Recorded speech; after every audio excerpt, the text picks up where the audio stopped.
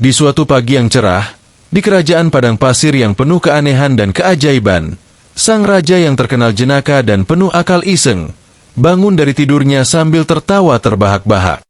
Ahahaha, hari ini aku akan membuat Abu Nawas pusing 7 keliling. Sudah lama ia tak kualahkan, ujar raja sambil mengelus janggutnya yang tak seberapa itu. Raja lalu memanggil pengawalnya yang bernama Jalut, seorang yang kekar tapi agak lambat pikirannya. Panggilkan Abu Nawas ke istana. Katakan bahwa aku punya misi penting. Tidak, katakan saja aku ingin lembu yang bertelur ayam. Ya, itu dia. Jalut pun melongo.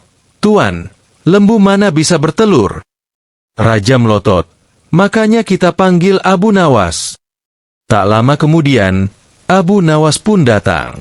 Ia melangkah tenang ke aula kerajaan, ditemani burung gagaknya yang bernama Hikmah, yang selalu bertengger di bahunya saat ia sedang berpikir keras. Ada apa gerangan? Paduka yang maha mulia dan maha banyak akal, sapa Abu Nawas santai. Raja bersandar di singgasananya, mengangkat satu kaki ke atas lututnya dengan gaya santai nan angkuh. Abu Nawas, aku ingin kau melaksanakan satu tugas. Buatlah seekor lembu bertelur ayam. Para menteri tertawa terbahak-bahak. Bahkan Jalut hampir pingsan menahan tawa. Abu Nawas hanya mengangguk. Baik, Paduka. Tapi saya butuh beberapa syarat. Raja mengangkat alis. Belum apa-apa sudah minta syarat? Apa syaratmu?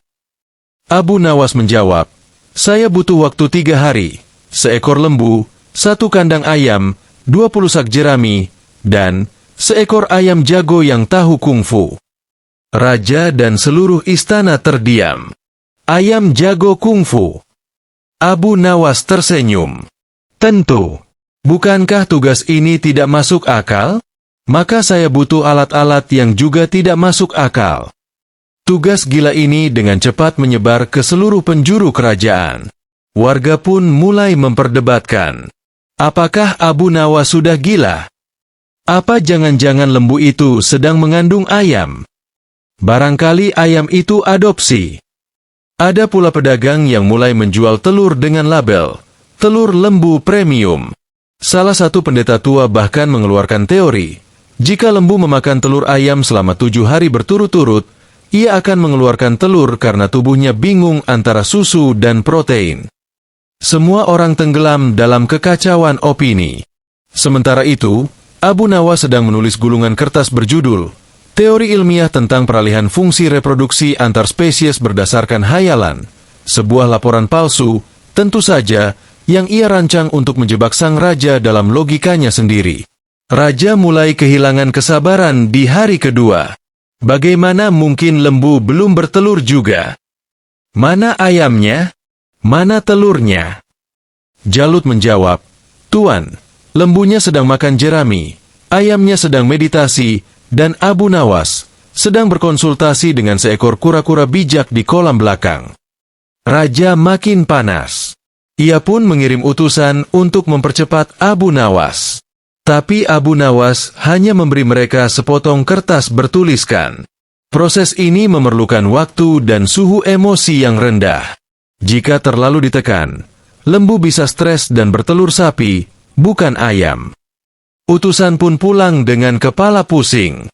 Di tengah kegilaan itu, muncul seorang pedagang asing bernama Tabaruk, yang mulai menjual telur palsu dengan label telur lembu ayam Abu Nawas asli, seharga 10 kali lipat dari telur biasa. Hal ini menimbulkan kekacauan. Warga mulai mengadu ke istana. Paduka, kami ditipu. Telurnya palsu. Anak saya makan telur lembu ayam. Sekarang dia berkokok seperti ayam tapi bentuknya kayak anak sapi. Raja murka, tapi Abu Nawas malah tertawa. Paduka, bukankah semua ini berawal dari tugas yang Paduka sendiri berikan? Jika Paduka memberikan perintah tidak masuk akal, maka hasilnya pun akan menjadi tidak masuk akal pula. Raja ingin marah, tapi bibirnya malah tersenyum.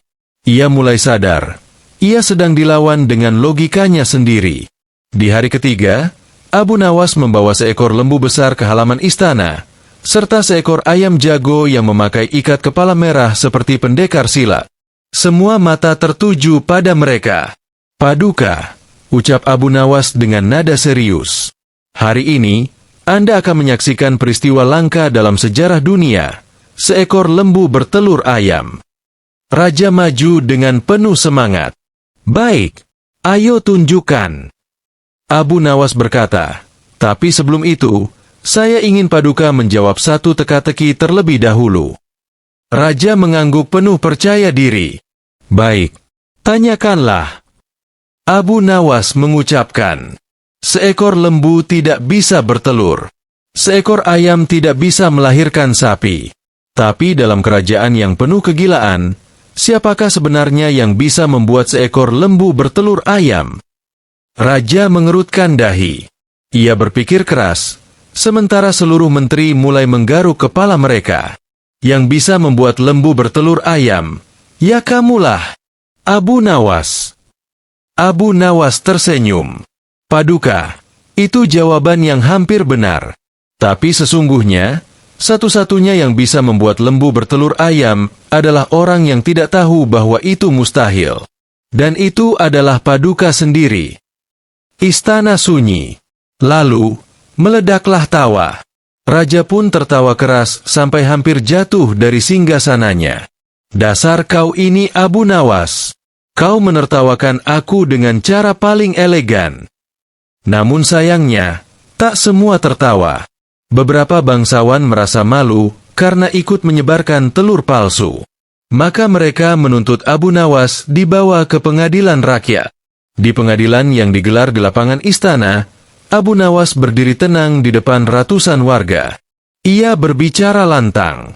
"Saudara-saudaraku, saya tidak pernah menjual telur lembu ayam. Tapi kalian mempercayai sesuatu yang absurd, hanya karena itu diumumkan oleh orang berpangkat. Kalian semua percaya bahwa kebodohan bisa dijadikan hukum. Itulah yang membuat kekacauan." Semua terdiam. Abu Nawas lalu menunjuk seekor ayam. Jika seekor ayam berkata ia seekor sapi, apakah ia berubah jadi sapi? Warga serempak berkata, "Tidak." Lalu mengapa jika seseorang berkata lembu bisa bertelur, kalian percaya? Warga saling pandang. Beberapa mulai tertawa kecil. Abu Nawas mengakhiri pidatonya, "Ilmu bukanlah mengikuti suara yang paling keras, tapi mendengarkan suara hati yang paling waras." Pengadilan pun dibubarkan. Bahkan hakim sendiri mencatat kalimat Abu Nawas untuk diajarkan ke anak cucunya. Raja akhirnya memberi hadiah besar kepada Abu Nawas. Seekor unta, 3 karung emas, dan sebidang tanah di dekat oasis. "Abu Nawas," kata raja, "kau memang gila, tapi kegilaanmu menyadarkan kami semua. Mulai hari ini, aku akan berpikir 2 kali sebelum mengeluarkan perintah aneh-aneh." Abu Nawas tersenyum, "Dan saya akan berpikir 3 kali sebelum melaksanakan perintah yang bahkan Tuhan pun tidak pernah perintahkan." Raja tertawa. Para menteri tertawa. Seluruh kerajaan tertawa. Dan sejak hari itu, tak ada lagi yang berani menjual telur lembu ayam. Kecuali Tabarruk, yang kini menjualnya sebagai oleh-oleh lelucon. Raja duduk di balkon istananya sambil menyeruput teh kurma favoritnya. Angin gurun berembus pelan, dan langit begitu cerah seolah tidak ada beban di dunia ini. Namun, suasana tenang itu mendadak terusik ketika menteri tua datang tergopoh-gopoh membawa kabar penting. "Paduka Raja, ampun 1000 ampun. Ada permasalahan besar yang mengancam masa depan kerajaan." Sang raja, yang baru saja hendak menggigit kurma muda isi kacang, menghentikan gerakannya. "Permasalahan besar? Jangan-jangan unta permaisuri kabur lagi?" "Bukan, Paduka," ujar sang menteri. "Lebih parah dari itu. Para pemuda dan pemudi di seluruh penjuru kerajaan tidak mau menikah." "Hah? Tidak mau menikah? Bagaimana bisa? Lalu siapa yang akan melanjutkan generasi? Bagaimana nasib pewaris tahta dan pembayar pajak masa depan?" Menteri mengangguk-angguk. "Itulah masalahnya. Rakyat muda merasa pernikahan itu merepotkan. Katanya, lebih baik beternak burung onta daripada membina rumah tangga. Sang raja terdiam sejenak, lalu dengan sorot mata tajam ia berteriak, "Panggil Abu Nawas!" Sementara itu, Abu Nawas sedang bersantai di rumah mungilnya, mencoba membuat teh dari biji kaktus. Tapi sayangnya, rasanya lebih mirip air rendaman sandal. Tiba-tiba datang utusan kerajaan. "Abu Nawas, Paduka Raja memanggilmu. Katanya ini urusan masa depan kerajaan." Abu Nawas menghela napas. "Kenapa selalu aku yang dicari kalau kerajaan kesulitan? Mengapa tidak memanggil peramal istana yang selalu salah ramal itu?" Namun tentu saja, ia tetap berangkat. Sesampainya di istana, raja langsung menyambutnya dengan senyum penuh jebakan. "Abu Nawas sahabatku, aku punya tugas penting. Tapi sebelum itu, aku ingin menguji otakmu dulu." Abu Nawas menyipitkan mata. "Paduka, kapan terakhir kali engkau tidak menjebakku dulu sebelum memberi tugas penting?" "Haha, cerdas seperti biasa," ujar raja sambil tertawa. "Kali ini aku ingin kau menjawab teka-teki. Bagaimana caranya membuat seekor kambing dan seekor ayam tinggal serumah tanpa bertengkar, tetapi keduanya merasa menang?" Abu Nawas langsung menjawab, "Buatkan rumah dari 2 pintu. 1 untuk kambing masuk keluar, 1 untuk ayam. Selama keduanya tidak berebut jalan, mereka akan merasa menang karena tidak dihalangi. Sama seperti manusia, Paduka. Biarkan mereka memilih jalannya masing-masing." Sang raja tertegun. Jawabanmu terlalu filosofis. Tapi sangat bagus. Sekarang apa tugas sesungguhnya, Paduka? Tanya Abu Nawas sambil menyipitkan mata. "Aku ingin kau menyelesaikan masalah para pemuda-pemudi yang tidak mau menikah. Kalau gagal, kau akan kujadikan guru cinta di gurun pasir tanpa murid." Abu Nawas menerima tugas itu, tapi tentu dengan gaya uniknya. Ia memulai dengan menyebar pengumuman ke seluruh penjuru kerajaan. Bagi siapa saja yang tidak ingin menikah, silakan datang ke Balai Jomblo Besar Abu Nawas. Gratis kopi pasir dan konsultasi hati. Puluhan pemuda dan pemudi datang. Mereka membawa berbagai alasan. Pernikahan itu buang-buang uang. Aku belum siap. Aku belum menemukan pasangan yang cocok. Aku lebih mencintai karir bertani semangka di gurun. Aku takut mertua. Abu Nawas mencatat semuanya. Tapi ia tidak marah. Ia malah membagikan selebaran berjudul, "Manfaat Menikah Meski Tak Sempurna", diselingi candaan khas Abu Nawas. Menikah itu seperti naik unta. Awalnya goyang, lama-lama terbiasa. Kalau jatuh, bangun lagi, jangan menyalahkan pasir. Lalu ia menyusun rencana. Abu Nawas melapor kepada sang raja. "Paduka, izinkan aku mengadakan festival jodoh kerajaan selama 3 hari 3 malam. Tapi dengan syarat, raja tidak boleh ikut campur selama acara berlangsung." Raja tertawa. "Baiklah, tapi aku akan mengintip dari kejauhan.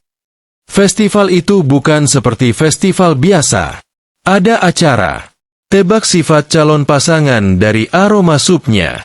Lomba menulis surat cinta tanpa menyebut kata cinta. Permainan memasangkan 2 orang berdasarkan pilihan makanan favorit. Di hari pertama, banyak yang malu-malu. Tapi di hari kedua, tawa mulai terdengar. Di hari ketiga, sudah ada yang tukar alamat rumah. Raja yang mengintip dari balik pohon kurma hampir pingsan melihat salah satu jenderalnya membaca puisi cinta untuk tukang tambal genteng. Abu Nawas pasti sedang memainkan sihir kocaknya lagi, gumam raja.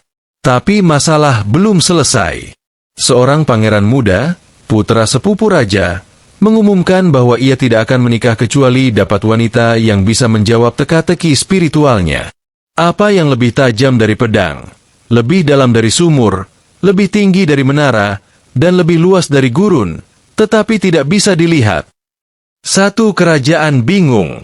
Bahkan peramal kerajaan pun mengatakan jawabannya adalah cermin besar. Padahal itu sama sekali tidak nyambung. Raja memanggil Abu Nawas. Kalau kau tidak bisa membantu sang pangeran, aku akan menggelar festival jomblo kedua dan mengangkatmu jadi juru masak utamanya. Abu Nawas tersenyum. Izinkan aku menjawab teka-teki itu. Ia mendatangi pangeran dan berkata, jawabannya adalah hati manusia. Kenapa? Tanya pangeran. Karena hati bisa menyakiti lebih dari pedang, menyimpan lebih banyak rahasia daripada sumur, memiliki cita-cita setinggi menara, dan bisa mencintai lebih luas dari gurun. Tapi tidak bisa kau lihat, kau hanya bisa merasakannya. Pangeran menangis. Abu Nawas, kau membuka mataku. Setelah festival usai, banyak pasangan terbentuk. Bahkan para penolak cinta paling keras pun akhirnya berkata, mungkin cinta itu bukan soal cocok atau tidak, tapi tentang mau atau tidak. Raja kagum luar biasa. Ia memberikan Abu Nawas hadiah sekarung emas dan seekor unta berwarna ungu yang katanya bisa tertawa. Namun sebelum Abu Nawas pergi, Raja masih sempat menjebaknya satu kali. Abu Nawas, aku ingin kau menikahkan seekor ayam dengan seekor burung unta. Kalau bisa, kau benar-benar pantas disebut Master Jodoh. Abu Nawas dengan santai menjawab, Paduka, izinkan mereka bertunangan dulu. Kalau mereka bertengkar dalam masa pertunangan, saya anggap tugas selesai. Sang raja tertawa sampai kursi tahtanya goyah. Dasar kau, Abu Nawas. Penutup, Abu Nawas, si Master Jodoh. Begitulah kisah lucu, cerdik, dan bijak dari Abu Nawas yang berhasil menyelesaikan misteri jodoh kerajaan Padang Pasir. Ia tidak memaksa orang menikah, tapi menunjukkan makna kebersamaan, pengertian, dan cinta dengan cara jenaka. Dan sejak saat itu, jika ada yang ragu untuk menikah, orang-orang berkata, pergilah ke Abu Nawas. Ia takkan menjodohkanmu dengan orang, tapi dengan pemahaman.